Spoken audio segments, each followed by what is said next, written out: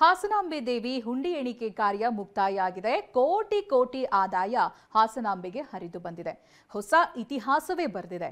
ಈ ಬಾರಿಯ ಹಾಸನಾಂಬ ಜಾತ್ರಾ ಮಹೋತ್ಸವ ಟಿಕೆಟ್ ಮತ್ತೆ ಲಡ್ಡು ಮಾರಾಟದಿಂದ 21 ಕೋಟಿ ಆದಾಯ ಬಂದಿದೆ. 91 ಲಕ್ಷ 21 ಕೋಟಿಯ 91 ಲಕ್ಷ ಹಣ ಸಂಗ್ರಹ ಆಗಿದೆ. ಇನ್ನು ಹುಂಡಿಯಲ್ಲಿ 3 ಕೋಟಿ 68 ಲಕ್ಷ ರೂಪಾಯಿ ಸಂಗ್ರಹ ಆಗಿದೆ.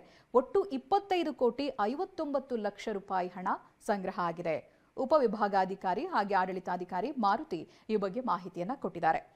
ಹಾಸನಾಂಬೆ ದೇಗುಲಕ್ಕೆ ಈ ಬಾರಿ ಲಕ್ಷಾಂತರ ಸಂಖ್ಯೆಯಲ್ಲಿ ಭಕ್ತರು ಆಗಮಿಸಿದ್ದಾರೆ.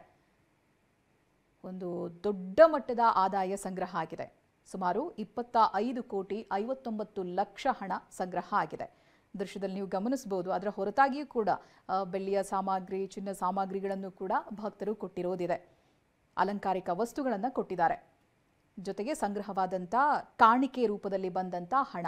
ಹುಂಡಿ ಎಣಿಕೆ ಕಾರ್ಯ ಇದೀಗ ಪೂರ್ಣಗೊಂಡಿದೆ. ನಿನ್ನೆಯಿಂದ ಆರಂಭ ಆಗಿದ್ದು ಇದೀಗ ಹುಂಡಿ ಎಣಿಕೆ ಕಾರ್ಯ ಪೂರ್ಣ ಆಗಿದೆ.